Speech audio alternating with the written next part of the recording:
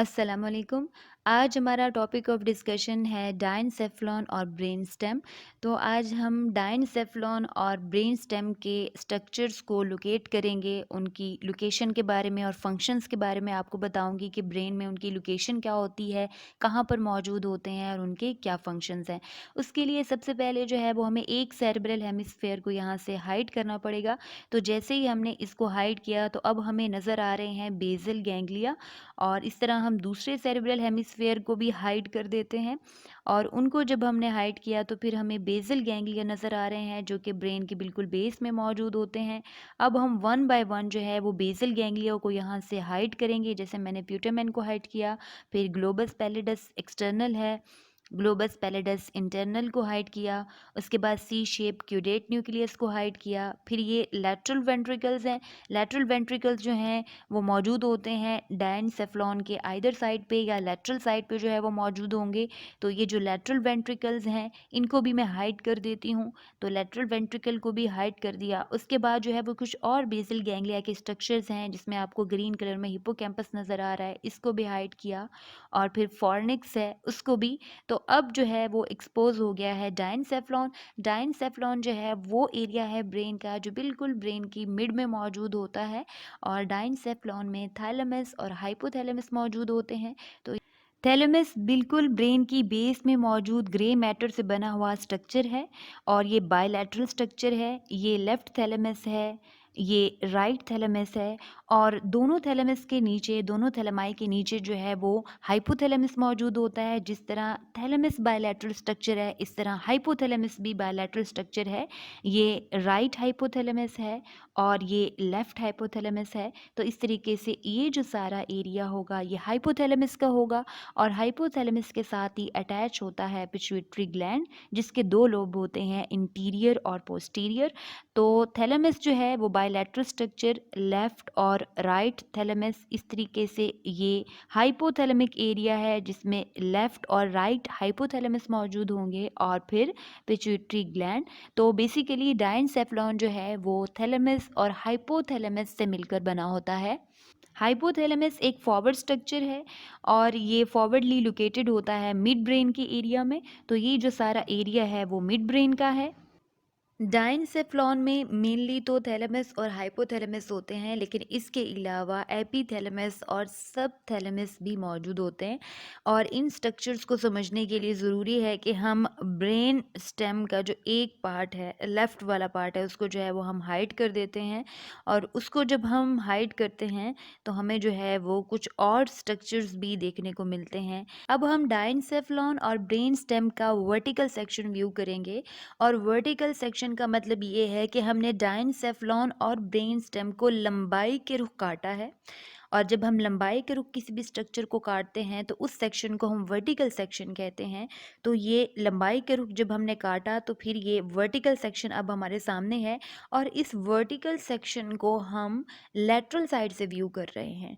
Vertical section लेके जब उसको साइड से देखेंगे या लेटरल साइड से देखेंगे तो हमें डायनसेफ़्लॉन और ब्रेन स्टेम जो है वो कुछ इस तरीके से नज़र आ रहा है। और इसमें से जो है वो कौन कौन से स्ट्रक्चर हैं अगर आप लोकेट करें तो ये लेटरल वेंट्रिकल है राइट साइड का, क्योंकि लेफ्ट साइड का तो कट हो गया। और लेटरल वेंट्रिकल के साथ ही ये मौजूद है फॉर्निक्स। ये फॉर्निक्स भी जो है वो राइट साइड की है, यानी कि राइट जो थैलेमस है उसके साथ मौजूद होगी। ये जो दोनों थैलेमस होते हैं इनके बिल्कुल दरमियान में थर्ड वेंट्रिकल जो है वो मौजूद होता है। और यहाँ पर जो है ये थर्ड वेंट्रिकल मौजूद होगा, ये थर्ड वेंट्रिकल होगा। और ये जो है वो थैलेमस हो गया। और दोनों थैलेमाई के दरमियान में ये थर्ड वेंट्रिकल है। फिर ये सेरिब्रल एक्वेडक्ट है, ये फोर्थ वेंट्रिकल है, ये सेरिबेलर हेमिस्फेयर है। और यहाँ से यहाँ तक का ये जो एरिया है ये मिड ब्रेन का है। और ये हाइपोथैलेमस है। ये जो सारा एरिया मैं मार्क कर रही हूँ ये पॉन्स है। उसके बाद ये मेड्यूला है और नीचे स्पाइनल कॉर्ड मौजूद होगा। तो ये सारे स्ट्रक्चर्स जो है वो हमने व्यू कर लिए लेटरल साइड से। जब हमने देखा वर्टिकल सेक्शन को तो वहाँ पर जो है ना ये थैलेमस हो गया, और ये थर्ड वेंट्रिकल है, और ये हाइपोथैलेमस है, और ये मिड ब्रेन का एरिया होगा, क्योंकि दोनों थैलेमाई के नीचे जो है वो मौजूद होता है मिड ब्रेन। और फिर ये जो एरिया है वो पॉन्स का एरिया है और ये मेड्यूला। डाइनसेफ्लॉन में थैलेमस और हाइपोथैलेमस के साथ एपिथैलेमस और सबथैलेमस भी मौजूद होंगे। सबथैलेमस जो है वो न्यूक्लियाई हैं जो थैलेमस के नीचे मौजूद होंगे। तो थैलेमस के बिल्कुल नीचे जो है वो क्या है, मिड ब्रेन है। तो थैलेमस और मिड ब्रेन के दरमियान में कुछ न्यूक्लियाई होते हैं जिनको सबथैलेमिक न्यूक्लियाई कहते हैं। जैसे ये जो एरिया है सारा मिड ब्रेन का है और ये सारा जो है वो थैलेमस है। तो थैलेमस और मिड ब्रेन के दरमियान में यहाँ पर जो है वो कुछ न्यूक्लियाई मौजूद होते हैं जिनको हम सब थैलेमिक न्यूक्लियाई कहते हैं। और ये जो सब थैलेमिक न्यूक्लियाई हैं ये इन्वॉल्व होते हैं हमारे मोटर कंट्रोल में। तो ये जो हमारा मोटर कंट्रोल है, मोटर एक्टिविटी है, हमारी सोमैटिक मोटर एक्टिविटी है, उसमें इनका रोल होता है। और ये सब थैलेमिक न्यूक्लियाई भी डाइनसेफ्लॉन का हिस्सा होते हैं। थैलेमस और हाइपोथैलेमस के अलावा सब थैलेमिक जो न्यूक्लियाई होंगे वो भी डाइनसेफ्लॉन का हिस्सा होंगे। इसके अलावा एपिथैलेमस और ये थर्ड वेंट्रिकल है। जो थर्ड वेंट्रिकल की पोस्टीरियर साइड होती है वहाँ पर न्यूक्लियाई मौजूद होते हैं जिनको हैबीन्यूलर न्यूक्लियाई कहते हैं और पाइनियल ग्लैंड भी मौजूद होता है। थर्ड वेंट्रिकल की पोस्टीरियर साइड पे दो न्यूक्लियाई मौजूद होते हैं जिनको हैबीन्यूलर न्यूक्लियाई कहते हैं। और ये जो हैबीन्यूलर न्यूक्लियाई हैं इनको बंडल ऑफ फाइबर जो है वो आपस में कनेक्ट कर रहा होता है। और ये जो बंडल है फाइबर से बना हुआ जो इन दोनों हैबीन्यूलर न्यूक्लियाई को आपस में कनेक्ट कर रहा है, इसको हम कहते हैं स्ट्रिया मेड्यूलरिस। तो स्ट्रिया मेड्यूलरिस वो बंडल है जो इन दोनों हैबीन्यूलर न्यूक्लियाई को आपस में कनेक्ट कर रहा है। और ये जो दोनों हैबीन्यूलर न्यूक्लियाई होते हैं इनके बिल्कुल नीचे मौजूद होता है पाइनियल ग्लैंड। और पाइनियल ग्लैंड जो है वो हमारी स्लीप को रेगुलेट करता है। तो बेसिकली ये जो स्ट्रिया मेड्यूलरिस है, दो हैबीन्यूलर न्यूक्लियाई हैं और एक पाइनियल ग्लैंड है, ये एरिया मिल के जो है वो ये सब स्ट्रक्चर्स जो है वो मिल के बनाते हैं एपिथैलेमस। तो एपिथैलेमस जो है वो कहाँ पर मौजूद होगा, जो थर्ड वेंट्रिकल है उसकी बिल्कुल पोस्टीरियर साइड पे जो है वो कुछ स्ट्रक्चर्स है जिसमें स्ट्रिया मेड्यूलरिस है, हैबीन्यूलर न्यूक्लियाई और पाइनियल ग्लैंड मौजूद है। और ये स्ट्रक्चर्स जो है वो मिलके एपिथैलेमस बनाते हैं। एपिथैलेमस का फंक्शन ये है कि जितने भी हमारे सोमैटिक, विज़रल और ऑल्फैक्टरी एफरेंट पाथवे होते हैं उन सब की जो इंटीग्रेशन है वो यहाँ पर एपिथैलेमस में होती है। तो ये जो हमारे सोमैटिक एफरेंट पाथवे हो गए, उसके बाद विज़रल एफरेंट पाथवे हैं और ऑल्फैक्टरी एफरेंट जो पाथवे होंगे उनकी जो इंटीग्रेशन है वो यहाँ पर एपिथैलेमस में होगी। और एपिथैलेमस वो एरिया होगा जो लैटरल वेंट्रिकल की पोस्टीरियर साइड पे मौजूद होगा। तो थैलेमस, हाइपोथैलेमस, सब थैलेमिक न्यूक्लियाई और एपिथैलेमस ये सब मिल के बनाते हैं डाइनसेफ्लॉन। और डाइनसेफ्लॉन में एपिथैलेमस, हाइपोथैलेमस, थैलेमस और सब थैलेमस न्यूक्लियाई शामिल होते हैं। हाइपोथैलेमस मौजूद तो इस तरह थैलेमस के नीचे ही होता है और साथ में ये पिट्यूटरी ग्लैंड भी है और इसके दो लोब्स होते हैं इस ग्लैंड के। हाइपोथैलेमस होता तो थैलेमस के नीचे ही है, लेकिन जब आप इसको लेटरल साइड से व्यू करें, क्योंकि ये आप हाइपोथैलेमस को इंटीरियर साइड से व्यू कर रहे हैं, तो जब आप इसको लेटरल व्यू में देखते हैं तो हाइपोथैलेमस एक फॉरवर्ड स्ट्रक्चर है। ये जो है वो आगे को निकला हुआ होता है इस तरीके से, ये फॉरवर्ड स्ट्रक्चर है हाइपोथैलेमस। और इसके साथ ये जो पिट्यूटरी ग्लैंड है ये जो है वो हैंग हुआ हुआ होता है। तो बेसिकली हाइपोथैलेमस के नीचे जो है वो मिड ब्रेन मौजूद होता है। तो ये जो सारा एरिया है ये सारा जो है वो मिड ब्रेन का एरिया है। और मिड ब्रेन जो है वो सबसे नैरोएस्ट पार्ट है ब्रेन का। तो इसका मतलब ये हुआ कि जो मिड ब्रेन है वो थैलेमस और हाइपोथैलेमस दोनों के बिलो में जो है वो मौजूद होता है। और इस मिड ब्रेन ने जो है वो जगह दी हुई होती है हाइपोथैलेमस को, अक्यूमुलेट किया हुआ होता है, चूँकि ये जो है वो हाइपोथैलेमस है और ये सारा जो है वो मिड ब्रेन का एरिया है। और अब मिड ब्रेन को डिस्कस करने के लिए ज़रूरी है कि हम सेरिबेलम को यहाँ से हाइड कर दें। तो ये सेरिबेलर जो हेमिस्फेयर है यहाँ से मैं इनको हाइड कर देती हूँ ताकि मिड ब्रेन को हम डिस्कस कर सकें। मिड ब्रेन जो है वो सबसे नैरोएस्ट पार्ट है ब्रेन का। और मिड ब्रेन का जो पोस्टीरियर व्यू है वहाँ से हम देखें तो इसमें हमें 4 मैसेज नज़र आते हैं। और इन मैसेज में जो है वो 2 सुपीरियर कॉलिक्यूलस होते हैं और 2 इन्फीरियर कॉलिक्यूलस होते हैं। ये ग्रे मैटर से बने हुए मैसेज डिवाइसेस होते हैं, 2 सुपीरियर कॉलिक्युलस और 2 इंफीरियर कॉलिक्युलस, और ये मिड ब्रेन में मौजूद होते हैं। जो सुपीरियर कॉलिक्युलस हैं वो डील करते हैं विजुअल इंफॉर्मेशन के साथ और आई मूवमेंट को कंट्रोल करते हैं। तो सुपीरियर कॉलिक्युलस जो हैं वो आई मूवमेंट को कंट्रोल करेंगे, जबकि जो 2 इंफीरियर कॉलिक्युलस हैं ये हियरिंग इंफॉर्मेशन को प्रोसेस करते हैं। तो जितनी भी ऑडिटरी इंफॉर्मेशन होती है उसको ये प्रोसेस कर रहे होते हैं। इसके अलावा अगर हम लैटरल व्यू से मिड ब्रेन को देखें, ये लैटरल व्यू है, और लैटरल व्यू से मिड ब्रेन को देखें तो मिड ब्रेन जो है वो हमें नज़र आ रहा है हाइपोथैलेमस और थैलेमस के बिल्कुल नीचे, और ये लैटरल व्यू है। उसके बाद ये जो है वो इंटीरियर व्यू है। इंटीरियर व्यू में जो है वो मिड ब्रेन का बहुत ही थोड़ा सा पोर्शन जो है वो नज़र आ रहा होता है, क्योंकि आगे जो है वो हाइपोथैलेमस और पिट्यूटरी ग्लैंड आया हुआ होता है, क्योंकि ये दोनों ही जो है वो फॉरवर्ड स्ट्रक्चर हैं, आगे को निकले हुए होते हैं। तो इसलिए जो है मिड ब्रेन जो है वो बहुत ही हमें थोड़ा सा जो है वो नज़र आ रहा होता है इंटीरियर व्यू से। तो इसको अगर हम यूँ लैटरल व्यू से देखें तो फिर हमें मिड ब्रेन नज़र आता है कि ये जो सारा एरिया है, ये सारा जो है वो मिड ब्रेन का एरिया है। मिड ब्रेन के नीचे मौजूद होता है पॉन्स। तो ये सारा जो एरिया है वो पॉन्स का है, और पॉन्स को जो है वो हम इंटीरियर साइड से व्यू कर रहे हैं। इंटीरियर साइड पे जो है वो हाइपोथैलेमस, और मिड ब्रेन के बिल्कुल नीचे जो है वो पॉन्स मौजूद होगा। ये हम लैटरल साइड से जो है वो पॉन्स को देख रहे हैं। तो जब हम लैटरल साइड से देखते हैं तो ये वाला जो सारा एरिया है ये पॉन्स का है, और ये एरिया सारा जो है वो मिड ब्रेन का है।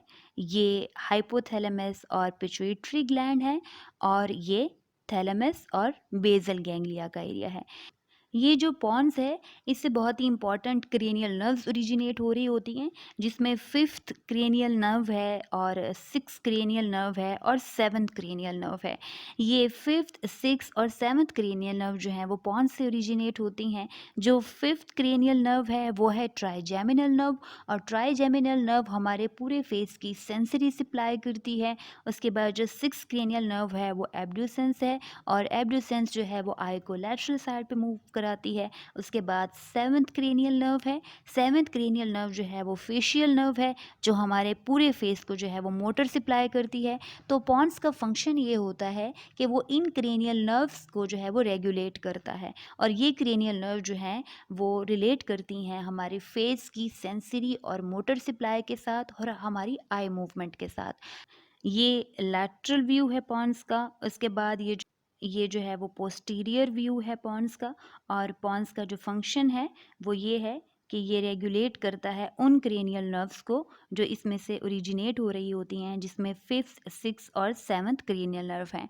पॉन्स के बिल्कुल नीचे ही मौजूद होता है मेड्यूला। तो ये जो है वो सारा मेडुला का एरिया है, और इसके बिल्कुल नीचे मौजूद होगा स्पाइनल कॉर्ड।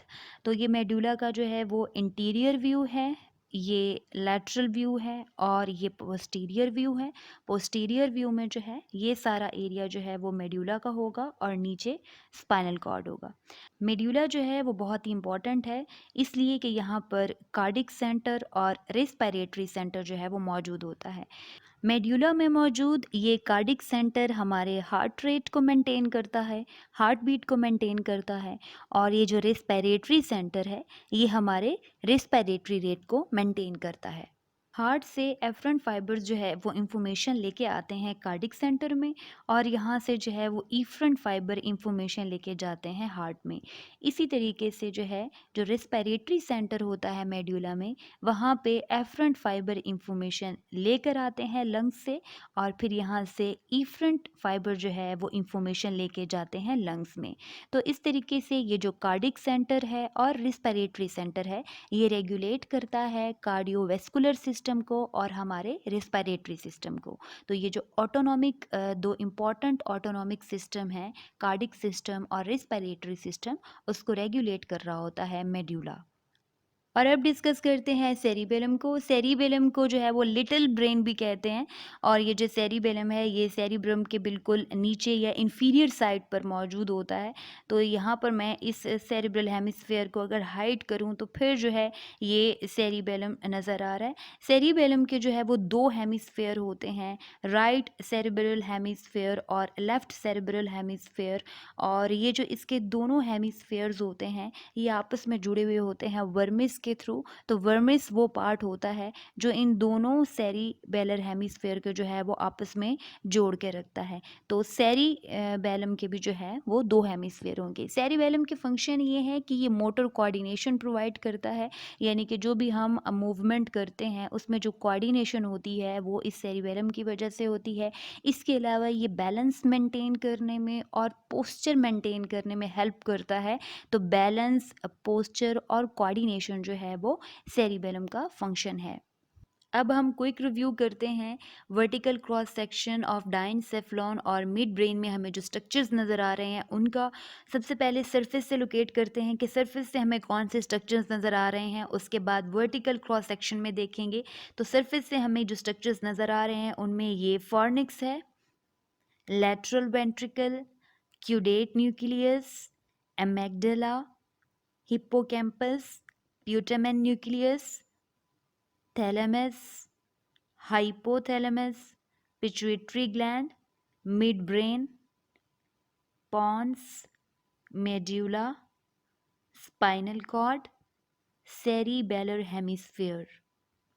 सरफेस के बाद अब हम जो वर्टिकल क्रॉस सेक्शन है डाइनसेफ्लॉन और मिड ब्रेन का उसमें स्ट्रक्चर्स को एक्सप्लोर करने की कोशिश करते हैं, जिसमें ये लैटरल वेंट्रिकल है, ये फॉर्निक्स है, ये थैलेमस है, ये थर्ड वेंट्रिकल है, cerebral aqueduct, fourth ventricle, central canal, cerebellar hemisphere, interthalamic adhesions. Interthalamic adhesions वो एडियंस होंगी जो दोनों थैलेमाई को आपस में कनेक्ट कर रही होंगी। Hypothalamus, pituitary gland, mid brain का area, pons, medulla, spinal cord. और अब हम लोकेट करते हैं एपिथैलेमस और सबथैलेमस को। एपिथैलेमस थर्ड वेंट्रिकल की पोस्टीरियर साइड पे लोकेट होता है, तो ये सारा एरिया एपिथैलेमस का है। उसके बाद सबथैलेमिक न्यूक्लियाई हैं। सबथैलेमिक न्यूक्लियाई मौजूद होते हैं थैलेमस और मिड ब्रेन के बिल्कुल दरमियान में। यहाँ पर ये जो एरिया है वो सबथैलेमिक एरिया है। तो डाइनसेफ्लॉन में एपिथैलेमस, थैलेमस, हाइपोथैलेमस और सबथैलेमिक न्यूक्लियाई शामिल होंगे। तो आज हमने डिस्कस किया डाइनसेफ्लॉन और ब्रेन स्टेम के बारे में, उसके पार्ट्स, आइडेंटिफिकेशन और फंक्शंस के बारे में। आई होप कि ये एक्सप्लेनेशन आप सब लोगों के लिए हेल्पफुल होगी। Thank you.